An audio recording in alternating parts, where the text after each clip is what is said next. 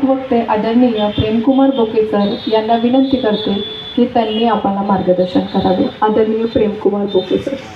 संपूर्ण विश्वाला शांती आणि अहिंसेचा संदेश देणारे तथागत भगवान गौतम बुद्ध, नाचू कीर्तनाचे रंगी, ज्ञानदीप लावू जगी यासारख्या अभंगाच्या माध्यमातून ज्या संतानं 700 वर्षापूर्वी बहुजन समाजाला ज्ञानाचं महत्त्व सांगितलं ते संत शिरोमणी नामदेव महाराज. आम्हा घरी धन शब्दांचीच रत्ने, शब्दांचीच शस्त्रे यत्ने करू, शब्दची आमुच्या जीवाचे जीवन, शब्दची वाटू धन जनलोका, तुका म्हणे पहा शब्दची हा देव, शब्दची गौरवे पूजा करू यासारख्या अभंगाच्या माध्यमातून ज्या संतानं 400 वर्षापूर्वी बहुजन समाजाला शब्दाची महती सांगितली ते जगद्गुरू संत तुकोबाराय. ज्या मातेनं या विश्वाला 2 छत्रपती दिले ती राष्ट्रमाता राजमाता मा जिजाऊ. ज्या महापुरुषानं या देशातील बहुजनांचा स्वाभिमान जागविला ते कुळवाडी भूषण बहुजन प्रतिपालक छत्रपती शिवाजी महाराज. वयाच्या 14व्या वर्षी बुधभूषण नावाचा संस्कृत ग्रंथ लिहून जगातील सर्वात कमी वयाच्या लेखकाचा सन्मान मिळवणारे तरुणांचं प्रेरणास्थान छत्रपती संभाजीराजे. विद्येविना मती, नीती, गती आणि वित्त प्राप्त होऊ शकत नाही हे ज्या महामानवानं सर्वात आधी बहुजनांना सांगितलं ते आद्य शिक्षक महात्मा ज्योतिराव फुले. आरक्षणाचे जनक राजर्षी शाहू महाराज ज्यांची जयंती संपूर्ण विश्वामध्ये अजूनही मोठ्या उत्साहामध्ये सुरू आहे. 14 एप्रिलपासून ते भारतीय राज्यघटनेचे शिल्पकार विश्वरत्न डॉक्टर बाबासाहेब आंबेडकर.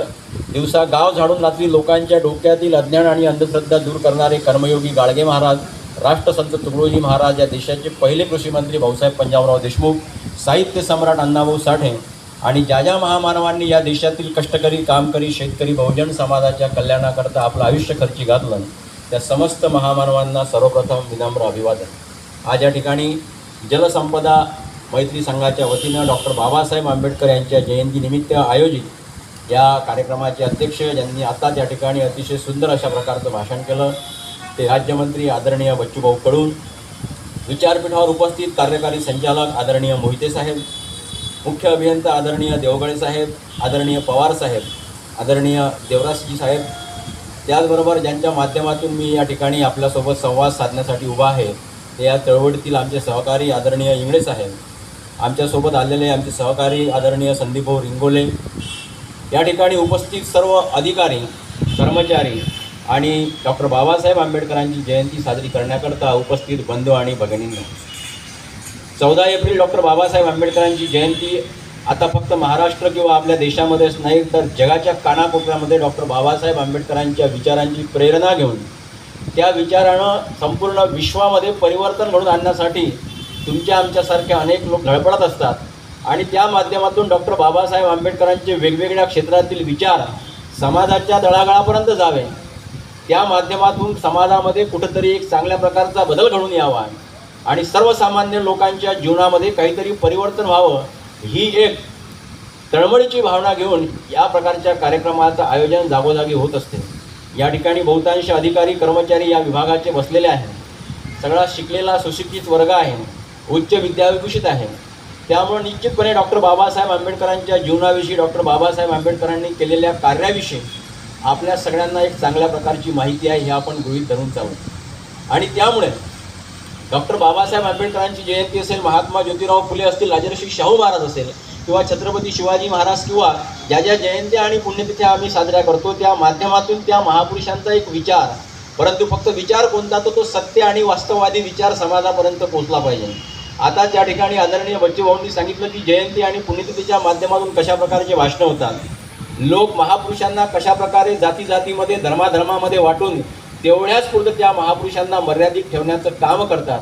त्यामुळं त्या महापुरुषाने आपल्या काळामध्ये सगळ्यांसाठी, सगळ्या लोकांसाठी जे काम केलेलं असते ते काम सर्वांपर्यंत पोहोचत नाही. परिणामी त्या महापुरुषानं आपल्या आयुष्यामध्ये केलेला जो संघर्ष आहे, जे कष्ट आहे, जे श्रम आहे, जे मेहनत आहे, ज्या माध्यमातून सगळ्या जाती जमातीला सुखी आणि समाधानी करण्याकरता त्यांचे जे प्रयत्न असतात ते तळागाळापर्यंत पोहोचत नाही. आणि म्हणून या ठिकाणी बसलेल्या प्रत्येक सुशिक्षित माणसाची जबाबदारी आहे की डॉक्टर बाबासाहेब आंबेडकरांना आम्हाला जर सर्वांपर्यंत पोहोचायचे असेल, बाबासाहेब हे एकट्या दुकट्या कोणत्या जातीचे, जमातीचे, धर्माचे नसून बाबासाहेब हे या देशातल्या, या विश्वातल्या प्रत्येक माणसाचे आहे. ही भूमिका घेऊन आम्हाला लोकांमध्ये जावं लागेल.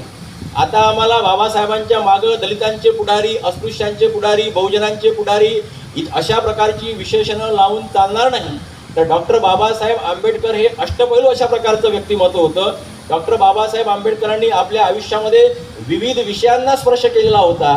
एकच माणूस किती प्रकारची भूमिका वठवू शकतो, एकच माणूस आपल्या 60-65 वर्षाच्या आयुष्यामध्ये वेगवेगळ्या भूमिकांना कशा प्रकारे योग्य रीतीनं न्याय देऊ शकतो, हे जर या ठिकाणी बसलेल्या प्रत्येकाला शिकायचं असेल तर फक्त एकमेव उदाहरण आपल्यासमोर आहे, ते म्हणजे डॉक्टर बाबासाहेब आंबेडकर. डॉक्टर बाबासाहेब आंबेडकरांच्या चरित्र आणि चारित्र्यामधून आपल्याला ही गोष्ट लक्षात येते की एकच माणूस डॉक्टर बाबासाहेब आंबेडकरांकडे पाहत असताना इतिहासकारांनी त्यांना फक्त समाज सुधारक या अँगलनं त्यांच्याकडे पाहिलेलं आहे की डॉक्टर बाबासाहेब आंबेडकर समाज सुधारक होते. त्यांनी अस्पृश्यांच्या उद्धाराची चळवळ चालवली, त्यांनी दलितांचं कल्याण केलं. इथपर्यंत डॉक्टर बाबासाहेब आंबेडकरांना इथल्या पुस्तकी पंडितांनी किंवा लेखणी बहादुरांनी मर्यादित ठेवलेलं आहे.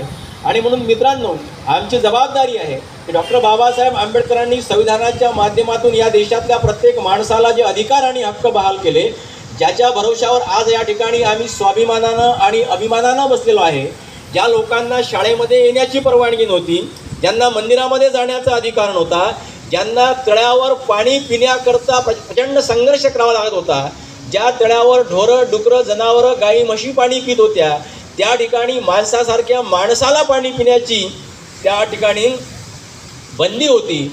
अशा काळामध्ये डॉक्टर बाबासाहेब आंबेडकर नावाचा एक महामानव जन्माला येतो आणि या ठिकाणी या देशामधल्या कष्टकरी कामकरी बहुजन समाजावर होणारा अन्याय बघून तो आपल्या शिक्षणाच्या माध्यमातून समाजामध्ये क्रांती करण्याचा प्रयत्न करतो आणि त्यांच्या क्रांतीला, त्यांच्या प्रयत्नाला यश येते.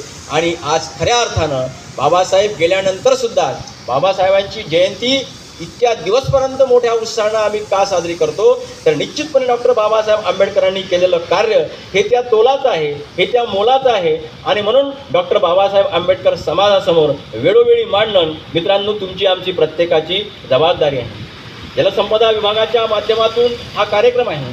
डॉक्टर बाबासाहेब आंबेडकरांनी समाज सुधारणेचं कार्य केलं. बाबासाहेब लेखक म्हणून जबरदस्त काम त्यांनी केलं. बाबासाहेब उत्कृष्ट चांगल्या प्रकारचे पत्रकार होते.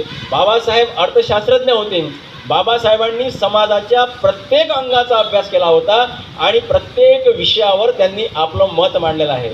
आणि म्हणून फक्त डॉक्टर बाबासाहेब आंबेडकरांच्या पुस्तकांची शीर्षकं जरी आपण पाहिली, त्यांचे टायटल जरी आपण लक्षात घेतले, तर बाबासाहेबांच्या अभ्यासाचा व्यासंग किती विपुल होता, किती मोठा होता, ही गोष्ट आपल्या लक्षात येईल. प्रॉब्लेम ऑफ रुपीसारखं पुस्तक लिहून या देशामधल्या चलनाची समस्या सोडवण्याचा प्रयत्न डॉक्टर बाबासाहेब आंबेडकरांनी त्या काळामध्ये केला.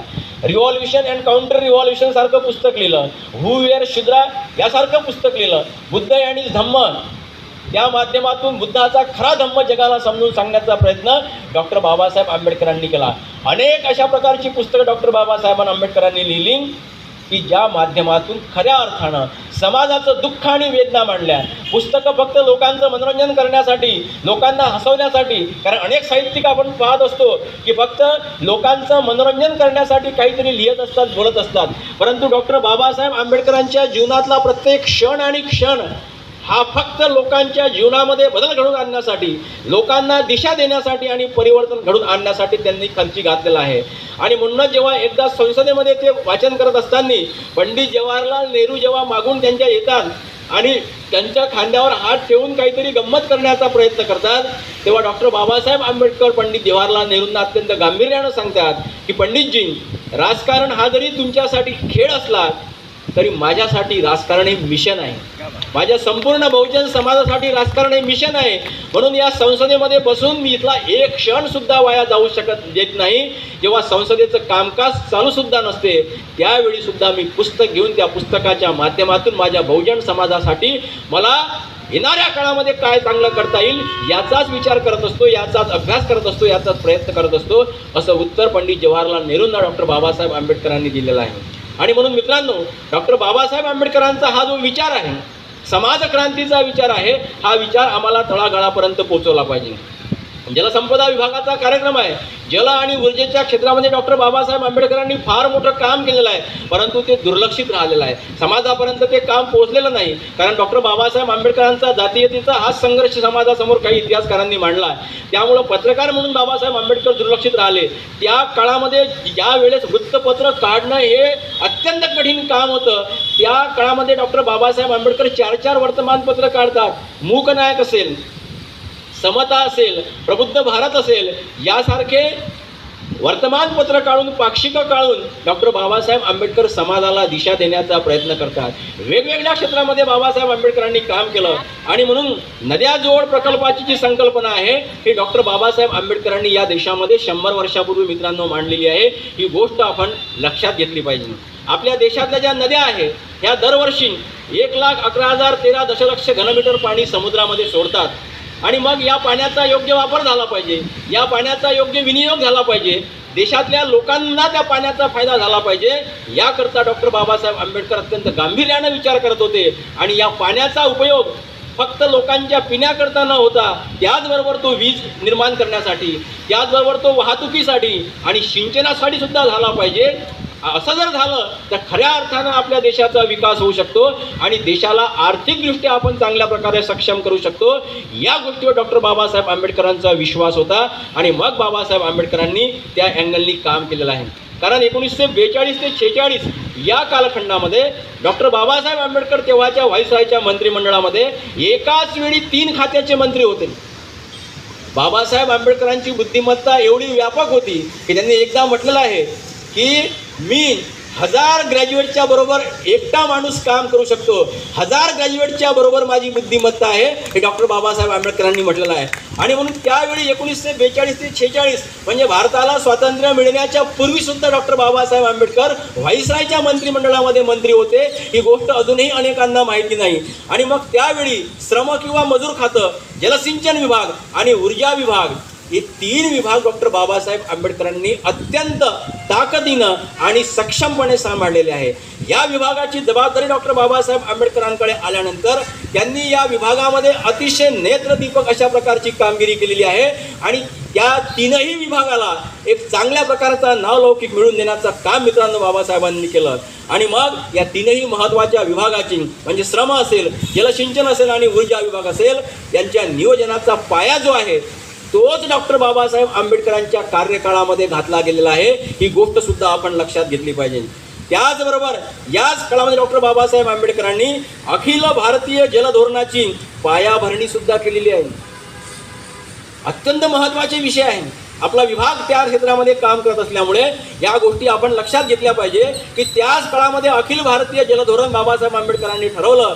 त्यामुळे जलसिंचन आणि विद्युत ऊर्जेमध्ये आपल्या देशानं येणाऱ्या नंतरच्या काळामध्ये नेत्रदीपक कामगिरी केलेली आहे. मित्रांनो, याचं श्रेय डॉक्टर बाबासाहेब आंबेडकरांनी त्यांच्या हातामध्ये जेव्हा कारभार होता त्यावेळी त्यांच्याजवळ जे मंत्रिपद होतं, मंत्रिपद कसं उपयोगात आणायचं असते, मंत्रिपदाचा उपयोग जनकल्याणासाठी सर्वसामान्य लोकांच्या हितासाठी कसा करायचा असतो, हे डॉक्टर बाबासाहेब आंबेडकरांनी त्या 4 वर्षाच्या कालखंडामध्ये दाखवून दिलं. आणि म्हणूनच अनेक मोठमोठी पदं बाबासाहेब आंबेडकरांनी या विभागामध्ये स्वीकारलेली आहे की एखादा प्रकल्प उभारत असताना प्रकल्पग्रस्तांना नुकसान होऊ नये, ते कुठेतरी त्यांची परिस्थिती वाईट होऊ नये, त्यांनाही प्रकल्प निर्माण झाल्यानंतर चांगल्या प्रकारची सुखसुविधा मिळावी, याकरता डॉक्टर बाबासाहेब आंबेडकरांनी प्रकल्पग्रस्तांच्या पुनर्वसन समितीचं सुद्धा अध्यक्षपद स्वीकारलेलं आहे. आणि त्या माध्यमातून प्रकल्पानंतर जे लोक निराधार होतात, ज्यांचे घरदाराशिवाय जातात, त्यांनाही चांगल्या प्रकारचा फायदा व्हावा यासाठी डॉक्टर बाबासाहेब आंबेडकरांनी खूप प्रयत्न केलेले आहेत. आणि म्हणून श्रम, जल आणि वीज या बहुउद्देशीय धरण प्रकल्पाची संकल्पना सगळ्यात पहिल्यांदा डॉक्टर बाबासाहेब आंबेडकरांनी या देशामध्ये मांडलेली आहे. आणि म्हणून विधिमंडळ असेल किंवा संसद असेल, जे सध्याचे जे मंत्री असतात या खात्याचे, या लोकांनी डॉक्टर बाबासाहेब आंबेडकरांच्या या त्यावेळच्या कामाचा आणि अभ्यासाचा स्वतः अभ्यास केला पाहिजे. परंतु असं होताना दिसत नाही. आपल्याला खेदानं आणि दुर्दैवानं म्हणावं लागते. शिक्षण प्रचंड आहे आजच्या काळामध्ये. आता कोणी काही अडाणी अशिक्षित फार राहिलेला नाही. प्रचंड या ठिकाणी बसलेले सगळे माणसं वेल क्वालिफाईड आहे, ग्रॅज्युएट आहे, पोस्ट ग्रॅज्युएट आहे, डबल ग्रॅज्युएट्स आहे. त्याबद्दल मला म्हणण्याचं काही नाही.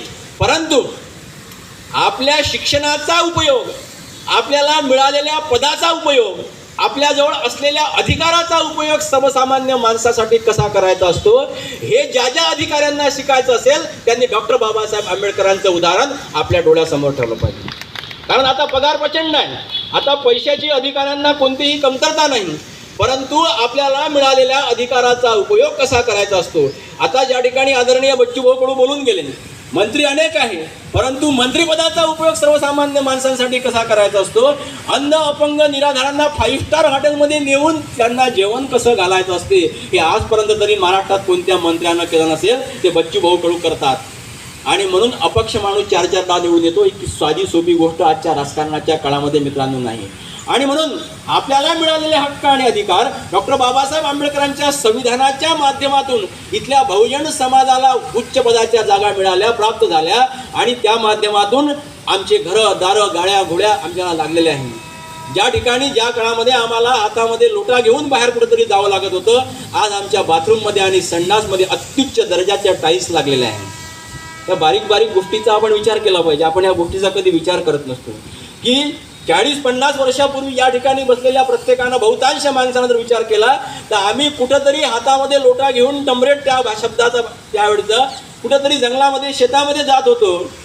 आज आमच्या एखाद्या गरीबाच्या घराला टाईल्स नसेल इतक्या महागड्या टाईल्स आमच्या बाथरूममध्ये आणि संडासमध्ये लागलेल्या आहेत. मित्रांनो लक्षात घ्या, ही पुण्याई कोणाची आहे. महात्मा ज्योतिबा फुले, राजर्षी शाहू महाराज, डॉक्टर बाबासाहेब आंबेडकर यांनी शिक्षणाचा पाया घातला. महात्मा ज्योतिबा फुलेंनी त्या काळामध्ये स्वतःच्या बापानं घरातून हाकलून दिलेलं असताना, 200 एकराचा मालक असताना, प्रचंड चांगल्या प्रकारची संपत्ती आणि सुखासमाधानाचं जीवन जगत असताना महात्मा फुले आपल्या बापाच्यामुळं, त्यांच्या बापाला काही लोकांनी सांगितलं की तुमचा मुलगा धर्माच्या विरुद्ध काहीतरी काम करतो आहे, तुमचा मुलगा इथल्या कष्टकरी कामकरी शेतकरी मुलामुलींना शिकवण्यासाठी प्रवृत्त करतो आहे, त्यांना घराच्या बाहेर काढून शिक्षण घ्या म्हणून सांगतो आहे, आणि हे धर्माच्या विरुद्ध आहे. हे धर्मामध्ये नाही, कारण धर्मामध्ये शिक्षण घेणं पाप आहे आणि स्त्रियांना करता ते एकदम अधम कृत्य सांगितलेलं आहे.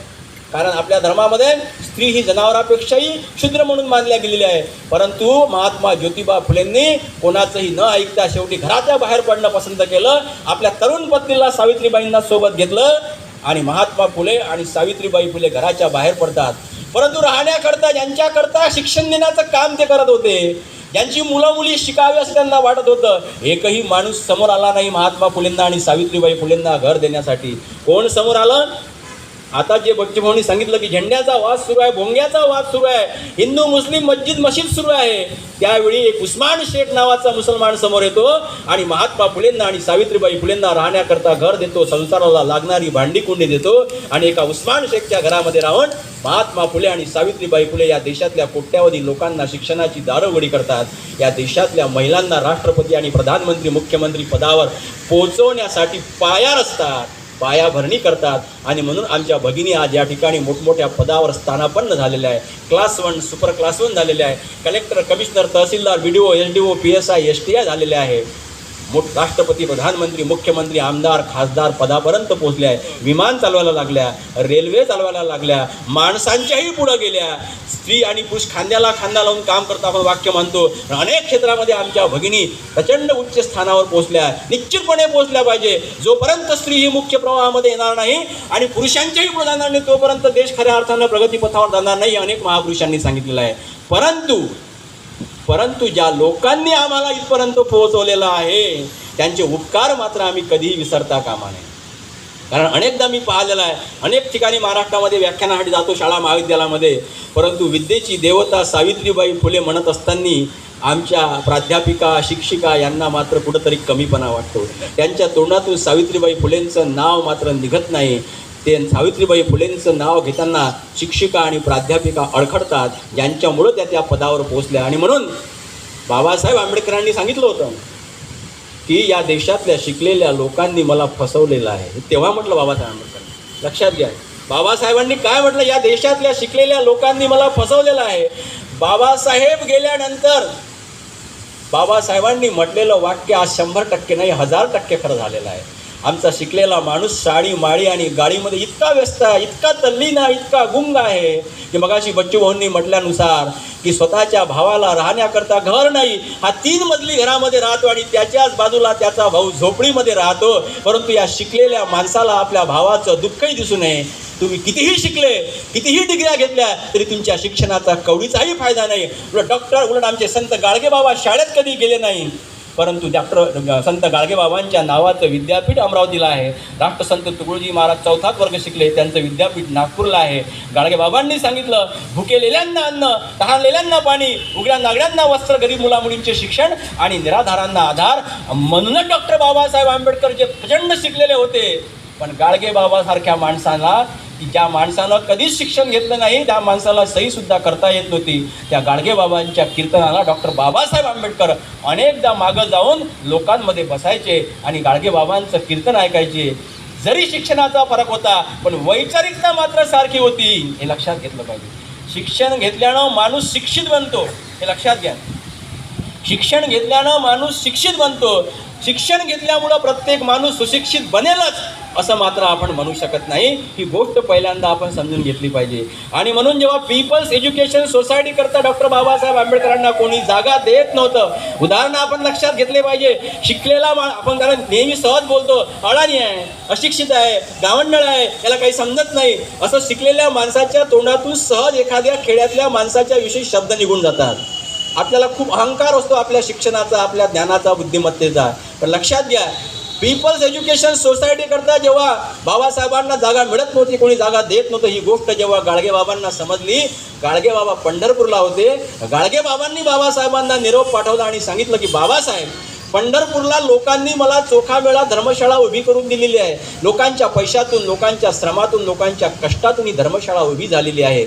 तुम्ही या आणि ही चोखामेळा धर्मशाळा तुमच्या पीपल्स एज्युकेशन सोसायटी करता वापरा आणि या ठिकाणाहून शिक्षणाचं पवित्र काम सुरू करा.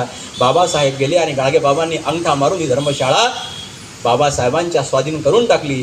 बाबासाहेबांनी त्या ठिकाणावरून शिक्षणाचं पवित्र काम केलं. हा संबंध मित्रांनो समाजापर्यंत आपण पोहोचवला पाहिजे. बाबासाहेबांची जयंती, महात्मा फुलेंची जयंती साजरी करणं म्हणजे फक्त जय जयकार करणं नाही, ताशे वाजवून ढोल वाजवून नाचणं नाही.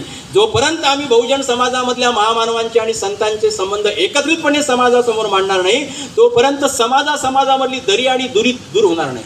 तोपर्यंत आमच्यामधले आपसी संघर्ष आणि मतभेद संपणार नाही. कारण बाबासाहेबांची जयंती तर फक्त बौद्ध बांधवांनी केली तर तेवढ्यापुरतं मर्यादित झाली. शिवजयंती फक्त मराठ्यांनी केली, महात्मा फुलेंची जयंती माळ्यांनी केली, अहिल्याबाईंची धनगरांनी केली, तर ते महापुरुष तेवढ्याच पुरते राहतील, तेवढ्याही पुरते नाही, त्याच जातीतल्या मोजक्याच लोकांपुरते राहतील. परंतु जेव्हा अशा जयंती आणि पुण्यतिथ्या सर्व समाज एकत्र येऊन करायला लागेल, तेव्हा आमच्या महापुरुषांचा विचार विश्वव्यापी होईल, सर्वव्यापक होईल. कारण त्या विचारांमध्ये विशालता आहे आणि याच विशालतेनं मित्रांनो आम्हाला पुढं जायचं आहे. डॉक्टर बाबासाहेब आंबेडकर त्या काळामध्ये, आज जो आमचा केंद्रीय जल आयोग आहे आणि विद्युत आयोग आहे, डॉक्टर बाबासाहेब आंबेडकरांच्या मंत्रिपदाच्या काळातच त्याची स्थापना झालेली आहे. लक्षात घ्या. आज जे हे दोन्ही आयोग आहे, जल आयोग आणि विद्युत आयोग, याची निर्मिती डॉक्टर बाबासाहेब आंबेडकरांच्या काळात झाली. आणि म्हणूनच त्यावेळी हिराकुंड असेल, दामोदर आणि सोन नद्यांवरील नदी खोरे प्रकल्पाची सुरुवात सुद्धा बाबासाहेब आंबेडकरांच्याच मंत्रिपदाच्या काळात झालेली आहे. अनेक गोष्टी बाबासाहेबांनी केल्या, त्या समाजापर्यंत पोहोचल्याच नाही. कारण काय, लेखणी कोणाच्या हातामध्ये? आमच्या हातामध्ये लेखणी नव्हती. आणि जे आमचे काही लिहिणारे होते तेही तिकडे विकल्या गेलेले होते. त्यामुळे आमच्या महापुरुषांचा सत्य आणि वास्तववादी इतिहास समाजापर्यंत आलाच नाही. आणि म्हणून बाबासाहेबांनी या नद्यांच्या काळामध्ये नदी खोरे प्रकल्पाची सुरुवात करून 1942 ते 46 या 4 वर्षामध्ये अखिल भारतीय जलधोरण निर्माण केलं. आणि त्यामुळे आपल्या देशामध्ये मोठ्या प्रमाणामध्ये जलसिंचन आणि विद्युत ऊर्जेचं काम झाल्याचं मित्रांनो आपल्या लक्षात येते. डॉक्टर बाबासाहेब आंबेडकरांचं हे काम आम्हाला समाजातल्या विविध घटकांपर्यंत पोहोचवणं अत्यंत गरजेचं आहे. पंडित जवाहरलाल नेहरूंनी एकदा म्हटलं होतं या बाबासाहेब आंबेडकरांच्या कामाबद्दल की धरणे ही भारताची आधुनिक मंदिरे आहेत.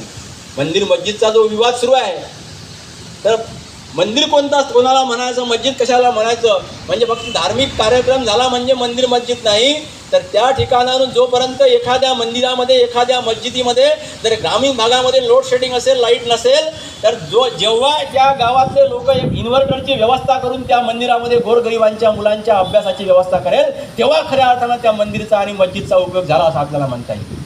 अनेक मोठमोठ्या मंदिरांचे हॉल असे भकास पडलेले आहेत. धार्मिक स्थळांचे समाज मंदिरं, त्या ठिकाणी लोक बकऱ्या बांधतात, गायी बांधतात, लक्षात घ्या. आणि दुसरीकडे मात्र आमच्या गोरगरीब कष्टकरी लोकांच्या घरामध्ये वीज नसते, मुलगा हुशार आहे, मुलगी हुशार आहे, पण अभ्यास करण्याकरता जागा नाही. आणि अशा वेळी जर त्या ठिकाणी आमच्यासारख्या शिकल्या सवरल्या लोकांनी पैसे गोळा करून चांगल्या प्रकारच्या विजेची, इन्व्हर्टरची व्यवस्था करून जर मुलांना अभ्यासाकरता प्रवृत्त केलं, एखादी अभ्यासिका निर्माण केली, तर निश्चितपणे आधुनिक काळामधले महात्मा फुले, शाहू महाराज, डॉक्टर बाबासाहेब आंबेडकर निर्माण करू शकतो. बाबासाहेब निर्माण होणे म्हणजे काय, की आता पुन्हा तसेच्या तसे बाबासाहेब निर्माण होणार नाही. अनेक लोक म्हणतात आम्हाला शिवाजी व्हायचं आहे, शिवाजी व्हायचं आहे.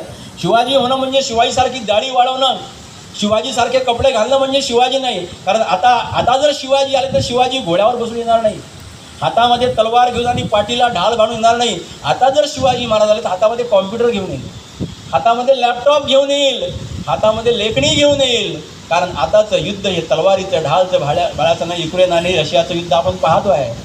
जग खूप पुढं गेलेलं आहे. आपण फक्त बोलतो की 21वे शतक हे विज्ञान आणि तंत्रज्ञानाचं शतक आहे, it is science and technology age. फक्त आपण बोलतो, आचरणात मात्र प्रचंड अंधश्रद्धा असते. बोलण्यात विज्ञान आणि तंत्रज्ञान, आणि घरी मात्र बुवा, बापू, अम्मा, दिदी यांचे मोठमोठे फोटो लावून त्यांच्या समोर आम्ही नतमस्तक होत असतो. अनेक शिकलेल्या लोकांनी या देशातल्या सध्याच्या टी व्हीवर दिसणाऱ्या बुवा बापूंना मोठं केलं, जे आज बलात्काराच्या आरोपाखाली तुरुंगामध्ये हवा खात आहे. गाडगेबाबांनी त्या 400 वर्षापूर्वी तुकोबांनी सांगितलं की ऐसे कैसे झाले बोंधू कर्म करुणी म्हणती साधू, अंगा लावणिया राख डोळे झाकुणी करीती पाप, दावणी वैराग्याची कळा भोगी विषयाचा सोडा, तुका म्हणे सांगू किती जडो तयांची संगती. बाबासाहेबांनी बुद्ध धम्माची दीक्षा का घेतली, की याच अशा घातक रूढी, परंपरा, कर्मकांड, व्रतवैकल्यामधून हा समाज दूर व्हावा आणि खऱ्या अर्थानं त्यानं ज्ञान, विज्ञान, तंत्रज्ञानाची कास धरावी. म्हणून डॉक्टर बाबासाहेब आंबेडकर याच नागपुरामध्ये 14 ऑक्टोबर 1956ला बुद्ध धम्माची दीक्षा घेतात आणि रक्ताचा एकही थेंब न सांडवता जगातली सगळ्यात मोठी क्रांती करणारा माणूस म्हणजे महामानव डॉक्टर बाबासाहेब आंबेडकर आहे. मित्रांनो, ही गोष्ट आपण लक्षात घेतली पाहिजे. आणि म्हणून बाबासाहेब समजून घेत असताना अनेक दृष्टीनं आपल्याला डॉक्टर बाबासाहेब आंबेडकर समजून घेतले पाहिजे. आणि त्यामुळं बाबासाहेबांनी त्या काळामध्ये वेगवेगळ्या विषयांचा अभ्यास करत असताना, की मग ते परराष्ट्र धोरण असेल, ते शेतीच्या सामूहिक शेतीचं धोरण असेल, ते या देशामधल्या रस्त्यांचं, धरणांचं, अनेक विषय डॉक्टर बाबासाहेब आंबेडकरांनी त्या काळामध्ये घेतलेले आहे. आणि त्या माध्यमातून मित्रांनो खऱ्या अर्थानं आपल्या देशाच्या विकासाला दिशा देण्याचा प्रयत्न केलेला आहे. डॉक्टर बाबासाहेब आंबेडकर हे द्रष्टे महापुरुष होते. बाबासाहेबांनी अनेक पुढच्या गोष्टी त्या काळात स्वतः सांगून ठेवलेल्या आहे. परराष्ट्र धोरण कसं असलं पाहिजे, सामूहिक शेती करून शेतकऱ्यांच्या उत्पादनामध्ये वाढ कशी केली पाहिजे, की जेणेकरून या देशाची अर्थव्यवस्था बळकट होईल, याकरता बाबासाहेबांनी खूप मोठं लिखाण केलेलं आहे. नद्या जोड प्रकल्पाची संकल्पना आज आमचे मंत्री वगैरे सांगतात, बोलतात, हे डॉक्टर बाबासाहेब आंबेडकरांची आहे. त्यांनी त्या काळामध्ये सांगितलेलं आहे की आपल्या देशामध्ये नद्या जोड प्रकल्प जर सुरू झाला तर ज्या ज्या भागामध्ये तुटवडा आहे पाण्याचा, किंवा ज्या भागामध्ये पाणी कमी आहे त्यांनाही चांगल्या प्रकारचं पाणी मिळेल, आणि ज्या भागामध्ये प्रचंड महापूर येतो नद्यांमुळे त्यालाही आपल्याला कंट्रोल करता येईल. दोन्हीही बाजूने डॉक्टर बाबासाहेब आंबेडकरांनी विचार केला आणि त्यामुळं मित्रांनो अनेक चांगल्या गोष्टी घडून आलेल्या आहे. मग जलसंपत्तीचा वापर फक्त एकाच उपयोगासाठी न करता मग तो सिंचनासाठी झाला पाहिजे, त्या माध्यमातून नौकानयन झालं पाहिजे. त्यावेळेस बाबासाहेबांनी विचार मांडला. आज आम्ही फिरायला गेलो का एखाद्या तलावामध्ये बोटीमध्ये बसतो, एन्जॉय करतो. बाबासाहेब तेव्हा हा विचार मांडतात 100 वर्षाच्या पूर्वी. लक्षात घ्या, औद्योगिक आणि घरगुती वापरासाठी जलऊर्जा विकसित झाली पाहिजे, हा विचार बाबासाहेबांनी त्या काळामध्ये मांडला. आणि आज जे काही बऱ्याच गोष्टी या देशामध्ये आम्ही केलेल्या आहे, त्याच्या जर खोलात आम्ही गेलो तर ठिकठिकाणी बाबासाहेब आंबेडकरांनी त्या त्या क्षेत्रामध्ये केलेलं काम आपल्याला मित्रांनो स्पष्टपणे दिसून येते.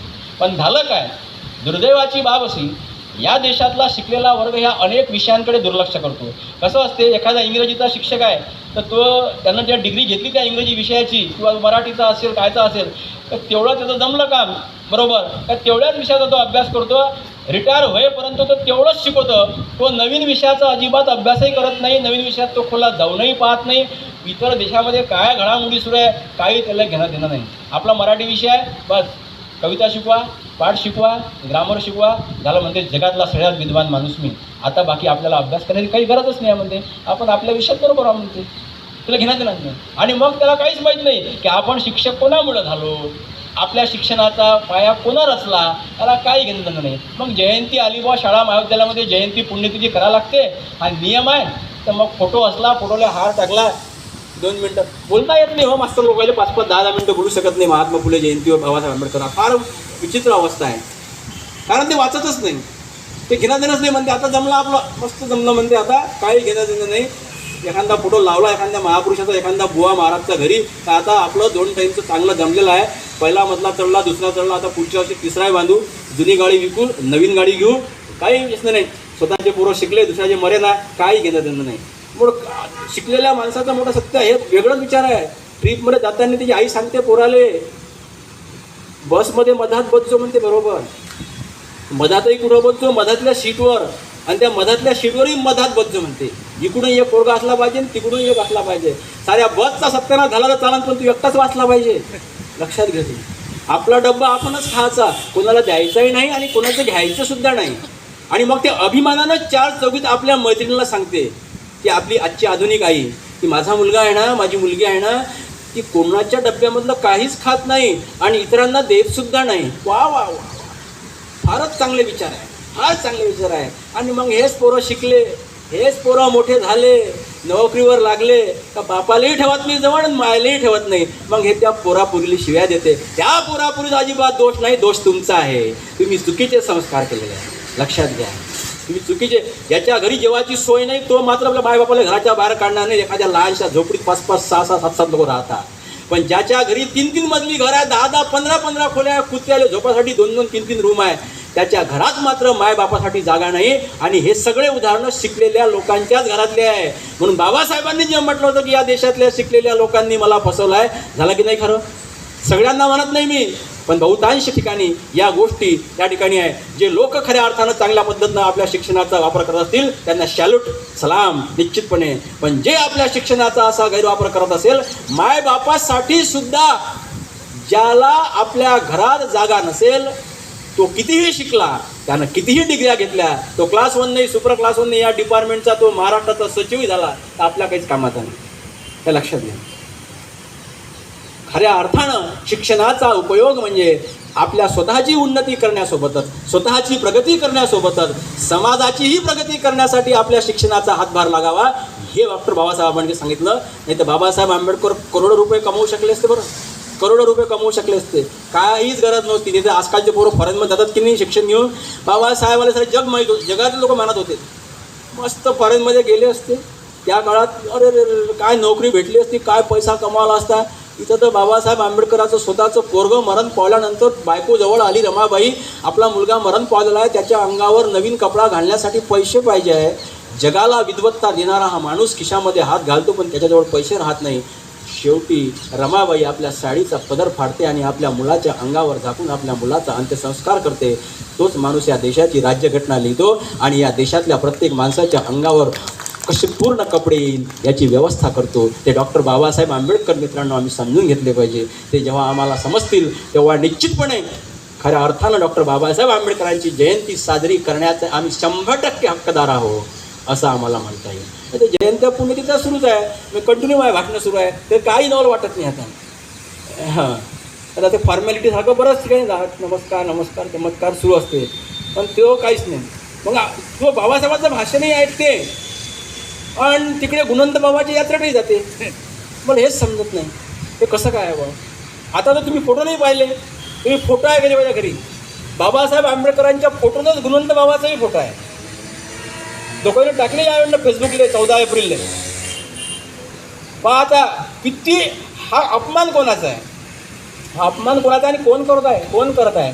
आपण त्या लोकांना म्हणतो जे आपले खरे शत्रू ज्याला मानतो, पण आता आपणच आपला अपमान करत आहोत. मित्रांनो लक्षात घ्या की म्हणून डॉक्टर बाबासाहेब आंबेडकरांना या अंगाला समजून घ्यावं लागेल. भाऊसाहेब पंजाबराव देशमुख आणि डॉक्टर बाबासाहेब आंबेडकरांनी संविधान सभेमध्ये एकत्रितपणे काम केलेलं आहे.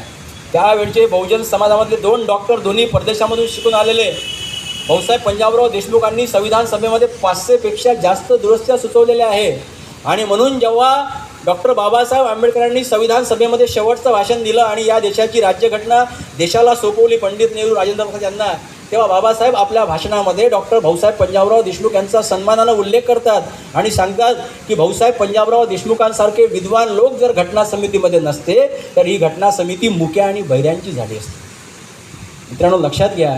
आणि म्हणून महापुरुष हे महापुरुष असतात. त्यांना जात धर्म पंथ पक्षाच्या सीमा ओलांडून ते संपूर्ण विश्वाकरता काम करत असतात.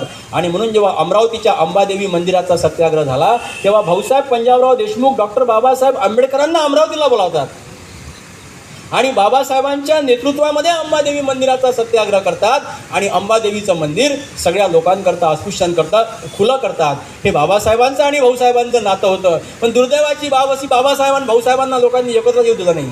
काही लोकांना अशी भीती होती की भाऊसाहेब आणि बाबासाहेब जर एकत्र आले तर हा संपूर्ण बहुजन समाजच साहेब होईल. मग आमचं कसं होईल म्हणून या दोघांना दूर दूर ठेवण्याचा प्रयत्न केलेला आहे. आता तुमची आमची जबाबदारी आहे. आता आम्ही बाबासाहेबांना महात्मा फुलेंना शाहू महाराजांना मानणारे आहोत तर आम्ही आता बाबासाहेब आणि शिवाजी महाराज सोबत मांडले पाहिजे. मग काही लोक म्हणतात अरे हे कसं काय, शिवाजी महाराज 400 वर्षापूर्वी, बाबासाहेब 200 वर्षापूर्वी. बिलकुल बरोबर मांडता येते. लक्षात घ्या, शिवाजी महाराज आणि बाबासाहेब आंबेडकरी जरी वेगवेगळ्या कालखंडामध्ये झाले असले पण दोघांचे वैचारिक विचार एकसारखे होते. आणि म्हणूनच राज्यघटना लिहिल्यानंतर लोकांनी म्हटलं, काही पत्रकारांनी, की राज्यघटना लिहिताना तुम्हाला खूप त्रास झाला असेल, कष्ट पडले असतील. त्या बाबासाहेब म्हणाले अजिबात नाही, कारण ही राज्यघटना लिहिताना माझ्या डोळ्यासमोर छत्रपती शिवाजी महाराजांचं समतेचं राज्य होतं, सर्व धर्माच्या लोकांना घेऊन चालणारं रयतेचं राज्य होतं आणि ते डोळ्यासमोर ठेवून मी राज्यघटना निर्माण केली आणि म्हणूनच सगळ्यांना मी अधिकार हक्क बहाल करू शकलो. आणि म्हणूनच बाबासाहेब आंबेडकर जेव्हा महाडला मनुस्मृती जाळतात तेव्हा बाबासाहेब आंबेडकर दिल्ली किंवा मुंबईला जाळू शकले असते आणि चांगली प्रसिद्धी भेटू शकली असते मोठ्या शहरामध्ये जाऊन. पण बाबासाहेब कोकणातल्या एखाद्या छोट्याशा गावामध्ये जाळतात. याचं कारण मित्रांनो असं आहे की महाड हे रायगडाच्या पायथ्याशी आहे. रायगड छत्रपती शिवाजी महाराजांची राजधानी होती आणि याच रायगडावर छत्रपती शिवाजी महाराजांचा जो पहिला राज्याभिषेक 6 जून 1674ला झाला होता, याला मनुस्मृतीचा आधार घेऊन इथल्या मनुवादी लोकांनी विरोध केला होता. तुम्ही शूद्र आहात, तुम्ही खालच्या जातीचे आहात, तुम्हाला राजा होण्याचा अधिकार नाही, हे डॉक्टर बाबासाहेब आंबेडकरांनी वाचलं होतं. आणि बाबासाहेब आंबेडकर छत्रपती शिवाजी महाराजांच्या विचारांचे वारसदार होते, अनुयायी होते. आणि म्हणून बाबासाहेबांनी ठरवलं, चला आता माझ्या राजाचा अपमानाचा बदला घेण्याची संधी मला प्राप्त झाली. आणि म्हणून जेव्हा बाबासाहेब आंबेडकरांनी मनुस्मृती जाणण्याचा निर्धार केला, बाबासाहेब रायगडावर गेले, छत्रपती शिवाजी महाराजांच्या समाधीचं दर्शन घेतलं, समाधीसमोर नतमस्तक झाले आणि डोळे बंद करून महाराजांना सांगितलं की महाराज, आज तुमच्या विचारांचा अनुयायी जन्माला आलेला आहे. याच रायगडावर या मनुस्मृतीनं तुमचा अपमान केलेला आहे, तुमच्या राज्याभिषेकाला विरोध केलेला आहे. आज हा बाबासाहेब तुमच्या अपमानाचा बदला 200 वर्षानंतर घेणार आहे. महाडला आले आणि मनुस्मृती जाळून 200 वर्षानंतर छत्रपती शिवाजी महाराजांच्या अपमानाचा बदला डॉक्टर बाबासाहेब आंबेडकरांनी घेतला. ते बाबासाहेबांचं आणि शिवाजी महाराजांचं नातं मित्रांनो समाजाच्या प्रत्येक घटकापर्यंत जर नेलं तर या देशामध्ये दरी आणि दुरी निर्माण होणार नाही, आपसामध्ये भांडणं होणार नाही, आपसामध्ये वैर होणार नाही. आणि म्हणून शिवजयंती बौद्ध मोहल्ल्यामध्ये आणि बाबासाहेब आंबेडकरांची जयंती ओबीसी समाजाच्या मोहल्ल्यामध्ये जेव्हा जेव्हा साजरी होईल तेव्हा निश्चितपणे हे भोंगे, हे चालिसा, हे मंदिर, हे मस्जिद, हे चिल्लर जे इश्यू आहे, इथं लोकांना जगण्या मरण्याचे प्रश्न पडलेले आहे. इथं लोकांच्या घरामध्ये 2 वेळा अन्न कसं खावं, काय खावं, प्रचंड संघर्ष सुरू आहे. महागाई प्रचंड वाढलेली आहे, पेट्रोल डिझेलचे दर गगनाला टेकलेले आहे. लोक आता गाड्या वापरणं लोकांना कमी केल्या, एवढी वाईट अवस्था झालेली आहे. आणि इथं भोंगे वाजवून बच्चू भाऊने सांगितलं बघा, बच्चू भाऊच्याच मतदारसंघामध्ये 2 दिवसापूर्वी वाद झाला झेंड्याच्यावर. बाबासाहेब आंबेडकरांनी या देशाला आपल्याला तिरंगा दिलेला आहे.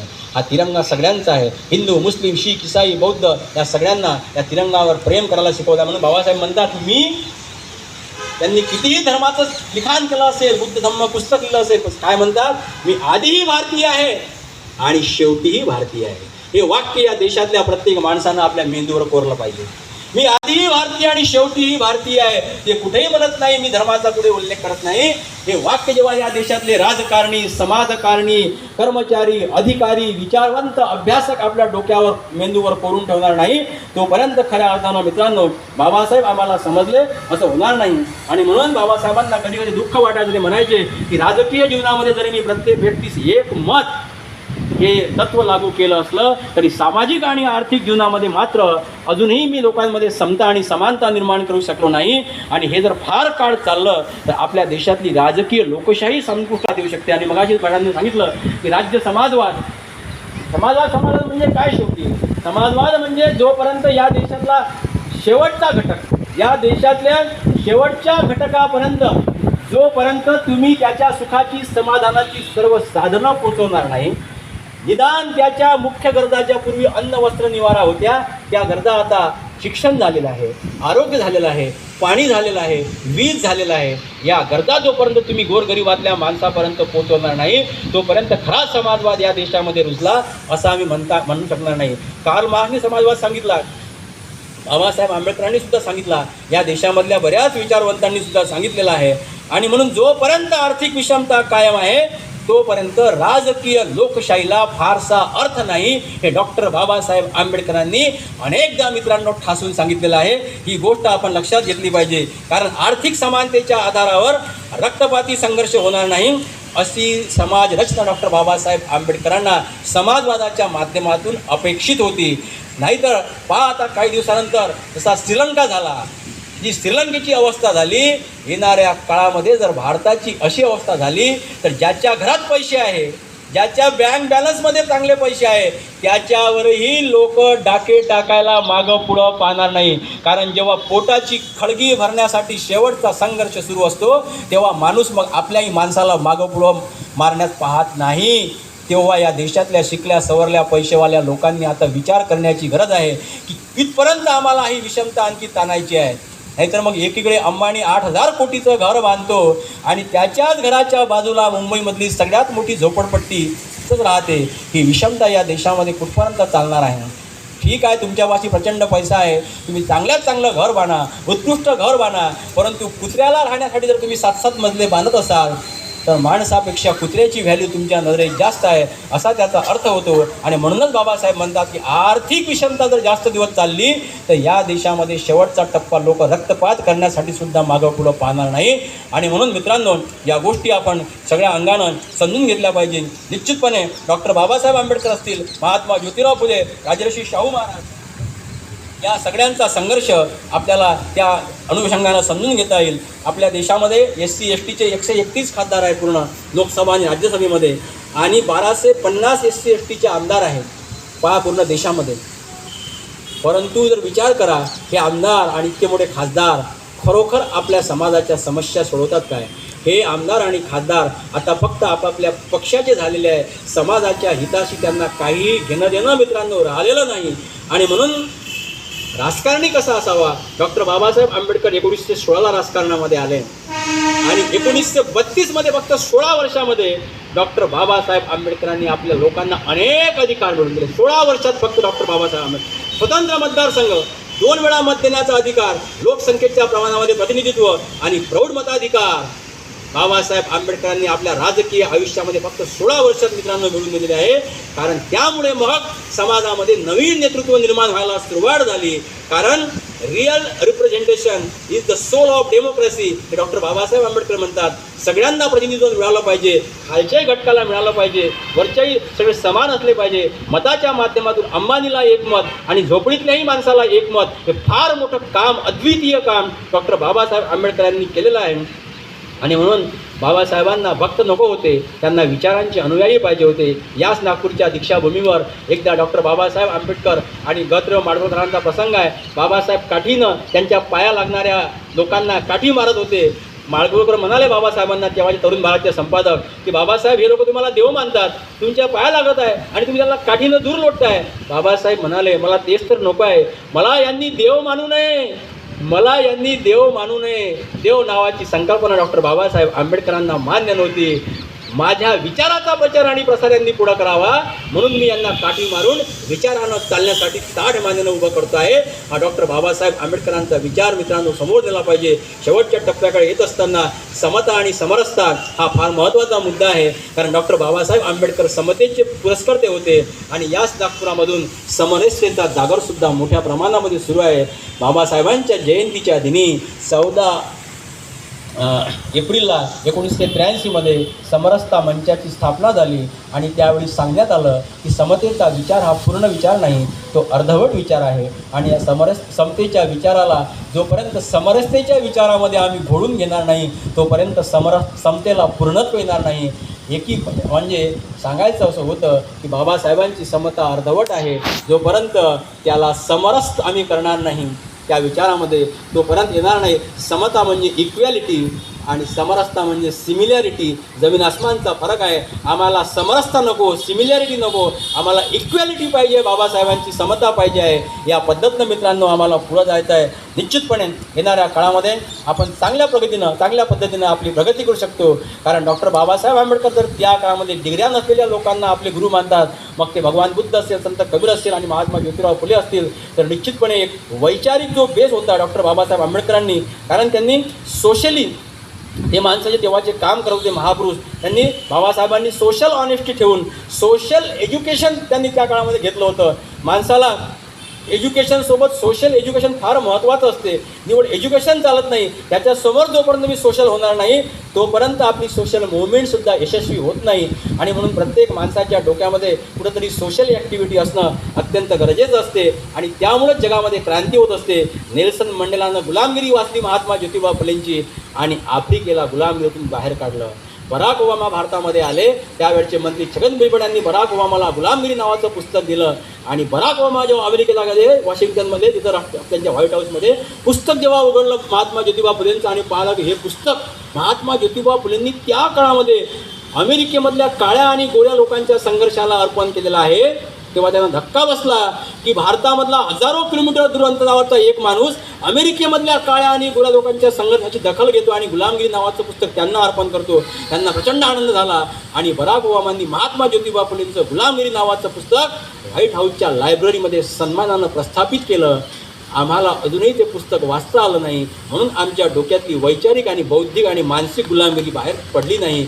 जोपर्यंत महात्मा ज्योतिबा फुलेंचं गुलामगिरी, डॉक्टर बाबासाहेब आंबेडकरांचं हू वेअर शुद्राज आणि हे सगळे पुस्तकं आम्ही वाचणार नाही तोपर्यंत मित्रांनो खऱ्या अर्थानं या देशामध्ये क्रांतीची पहाट उघडणार नाही. आणि म्हणून हे जे सध्याचे संघर्ष आहे, हिंदू मुस्लिम मंदिर मस्जिद भोंगे अंगूर, हे तुमच्या आमच्या काहीच कामाचं नाही. आपल्या पोरांना, आपल्या नातेवाईकांना, आपल्या शेजारच्या लहान मुलांना सांगा याच्यामध्ये अजिबात पडू नका, अजिबात स्वतःच्या अंगावर केसेस लावून घेऊ नका, आयुष्य बर्बाद करू नका. पुस्तकं वाचा, अभ्यास करा, वाचन करा, चिंतन करा, मोबाईलचा योग्य वापर करा. मोबाईल वाईट नाही, मोबाईल चांगला आहे. प्रत्येक गोष्टीला नकारार्थी म्हणून चालणार नाही. मोबाईलमध्ये जगातलं अत्युच्च ज्ञान आहे. एका मिनिटात तुम्हाला जगामधल्या सगळ्या गोष्टी, तुम्हाला एखादा म्हणतो मी गरीब आहे, माझ्या घरी पेपर लावू शकत नाही, माझी ऐपत नाही, मोबाईलमध्ये टाका, जगातला वॉशिंग्टन पोस्ट असेल, न्यूयॉर्क टाइम्स असेल, तुम्हाला एका सेकंदात वाचायला मिळतो. ही क्रांती केलेली आहे विज्ञानानं.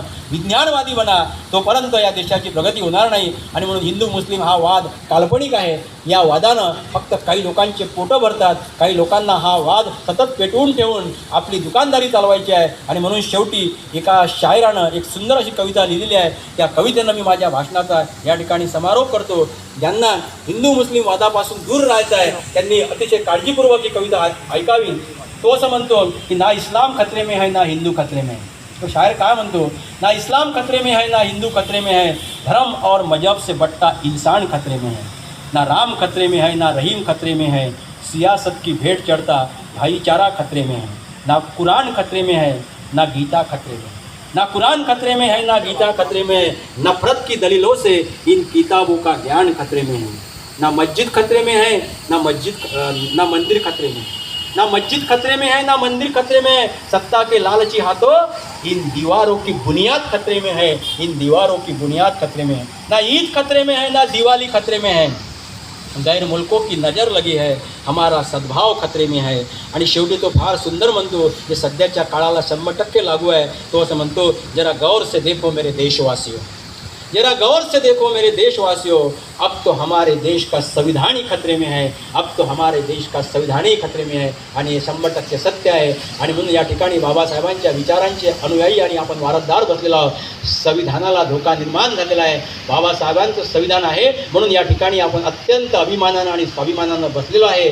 मोठमोठे पदं आपल्याला मिळालेले आहे. हे संविधान जर नष्ट झालं तर आपल्या मुलाबाळांना, पुढच्या पिढीला काहीच मिळणार नाही.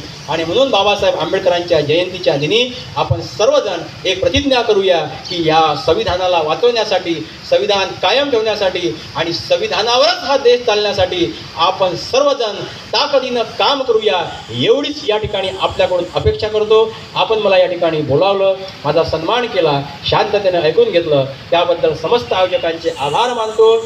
आणि आदरणीय इंगळे साहेबांनी अत्यंत आग्रहानं मला या ठिकाणी बोलवून आपल्यासोबत संवाद साधण्याची संधी उपलब्ध करून दिली, त्याबद्दल त्यांचेसुद्धा आभार मानतो.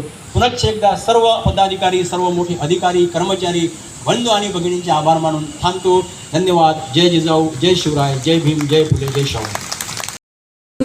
डॉक्टर बाबासाहेब आंबेडकर यांचे कार्य, शाहू फुले, शिवाजी महाराज यांच्या सगळ्यांच्याच कार्यावर प्रकाश टाकला आणि सदर विभाग जलसंपदा विभाग असल्यामुळे जलसंपदा विभागामध्ये ज्याची पायाभरणी डॉक्टर बाबासाहेब आंबेडकरांनी केलेली आहे त्यावर सुद्धा प्रकाश टाकला. आणि मी सगळ्यांना सांगू इच्छिते की बाबासाहेब आंबेडकर नियोजन, जल व विद्युत विकास, भूमिका व योगदान हे पुस्तक सुखदेव थोरात यांनी लिखित आहे. आणि हे पुस्तक आम्ही जितके पण आपल्या जलसंपदा विभागातील अधीक्षक अभियंता, कार्यकारी अभियंता, मुख्य अभियंता, संपूर्ण अधिकाऱ्यांना आमच्या मैत्री संघाच्या वतीने गिफ्ट म्हणून देणार आहे, एक भेटवस्तू म्हणून देणार आहे.